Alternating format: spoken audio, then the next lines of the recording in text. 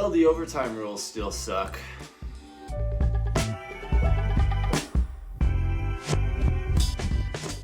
What's up, sports fans? Welcome back to Takes from the Couch. I'm your host, Josh Fry.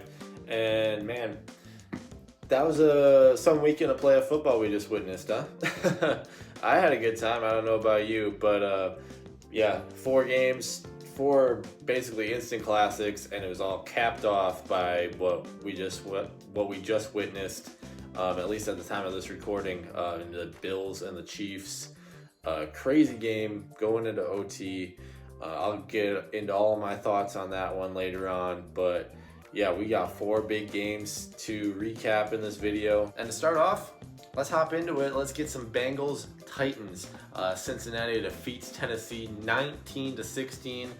I got this pick wrong. I picked the Titans to win this game, but despite all the odds, Joe Burrow and the Cincinnati Bengals, they came out on top in this one. Burrow was sacked 9 times. The Tennessee defensive front, huge props to them at the end of the day. I mean, they came early and often at Joe Burrow, and they got the best of him for most of the day. It just wasn't enough at the end for them to win. Derrick Henry, he came back in this one. I mean, he was pretty much more of a cyborg than he was human. I mean, he had that plate in his foot, he had the plate in his shoe, he had screws. I think he had 5 screws in his foot as well. So I mean, it's just crazy the fact that he was able to play in this one. I thought he was way further ahead in his recovery than that, but I mean, honestly, just super impressive that he looked as good as he did in that game. I mean, it wasn't anything spectacular from him, but just the fact that he was able to step on the field, that's ridiculous with that sort of recovery going on. But, I mean, again, Joe Burrow, it wasn't a great day for him overall. Faced a ton of pressure, but at the end of the day, he just got stuff done when it needed to happen. And he took advantage of a lot of mistakes that Ryan Tannehill made on the other side. You look at that Deontay Foreman run, I think it was at the end of the first half, that like 60-yard run that he had to put Tennessee in the red zone, and then Tannehill throws an interception right after that. And then at the end of the game, he throws another terrible interception to put the Bengals basically in field goal range. Yeah, just not a great day to be Ryan Tannehill. And then the Tennessee secondary, what are you doing leaving Jamar Chase with 19 yards to work with at the end of the game? Like, I still don't understand what was going on with that play, but Jamar Chase was wide open. Joe Burrow threw a bomb right to him and got Cincinnati in field goal range. Rookie Evan McPherson nails the game winner, and Cincinnati's moving on. One last thing about this game, though. I saw a little bit of, the Cincinnati Bengals should have taken Penei Sewell in the NFL drafts and they wouldn't have had these problems. If you're saying they should have taken Penei Sewell, you might as well just say they should have taken Patrick Surtain as well, because they could have used just as much help in the secondary covering A.J. Brown as they could have used on the offensive line today. I mean, and then Jamar Chase, he came up with the play of the game, so I don't understand what any sort of argument for that is. I think it's ridiculous. Chase is awesome. Burrow's awesome. The Bengals are moving on because of that. Let's move on to the next game. Okay, and then Saturday night, primetime game, you got the San Francisco 49ers taking on the Green Bay Packers in Lambeau. Super cool game. It's got some snow at the end of this game too.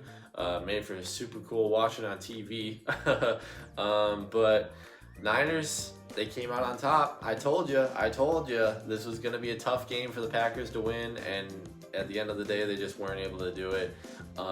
Miko Ryan came out with his absolute best case for a head coaching job that he's ever had.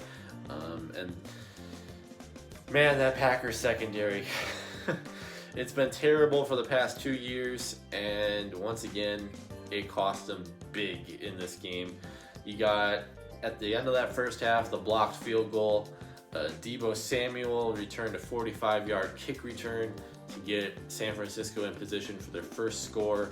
And then that blocked punt at the end of the game to tie the game at 10.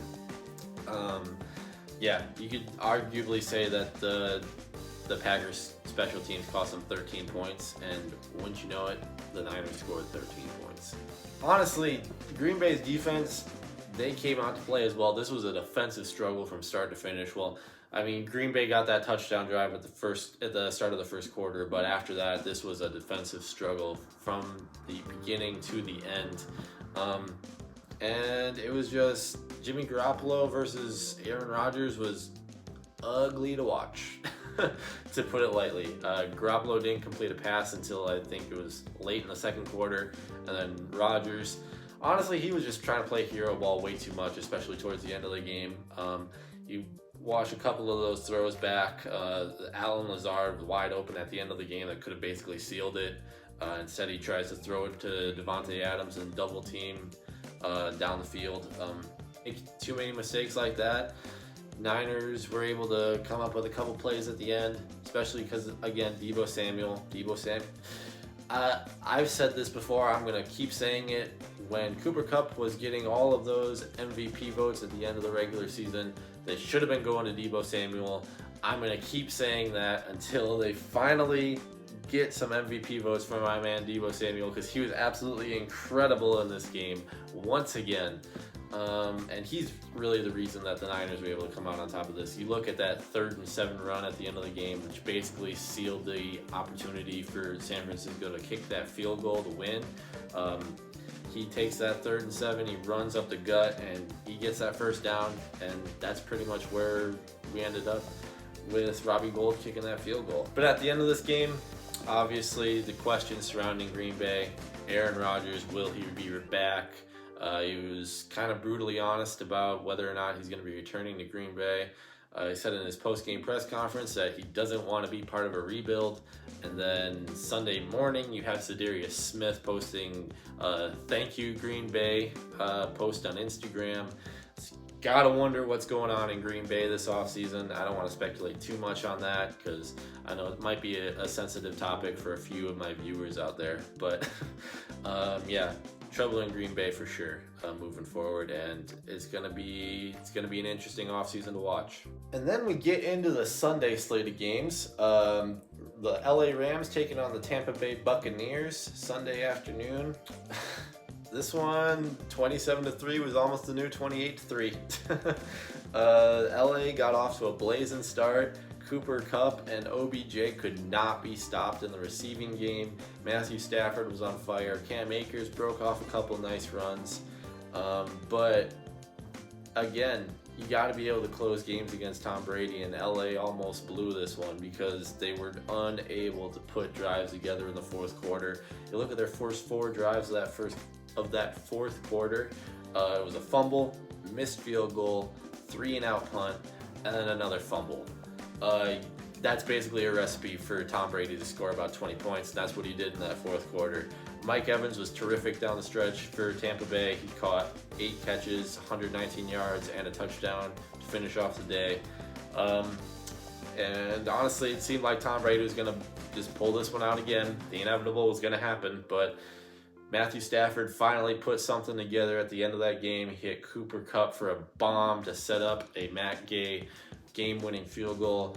And the Los Angeles Rams are moving on to the NFC Championship game after beating the Super Bowl champion Buccaneers 30-27. And then to finish off the weekend, you've got the Piece de Resistance, Chiefs versus Bills. Absolutely ridiculous game start to finish. There were 25 points scored in the final 2 minutes of regulation. That's insane in and of itself. But this duel between Josh Allen and Patrick Mahomes was an instant quarterback classic that we're probably going to be remembering for years down the line. And just the fact that we're going to be able to get this matchup basically every year for the next 10 to 15 years is just remarkable to me. Yeah, it's just a great time to be a football fan. There's nothing else to it really. But as far as this game goes, man, you can't help but feel so bad for the Buffalo Bills and that fan base right now, man. That's a franchise that's been waiting so long for a moment, and it was within their grasp with 13 seconds left in the fourth quarter when Josh Allen hit Gabriel Davis for another touchdown pass. But Patrick Mahomes, he drove down the field 13 seconds, and Harrison Butker kicks that field goal to tie the game up at 36, go into OT. And this is where my issue lies, man. I absolutely despise this NFL overtime rule. I don't understand why it's still in place. To have a game like this kind of just lose a little bit of its luster because we have an overtime rule in place where basically when there are two offenses going up against each other that are this hot and can score at will, we're basically deciding this game on a coin flip. That's really what this was. Kansas City wins the coin flip in overtime. Patrick Mahomes gets the ball, takes 5 plays, drives down the field. Kansas City gets a touchdown, and that's the game. Kansas City wins 42-36.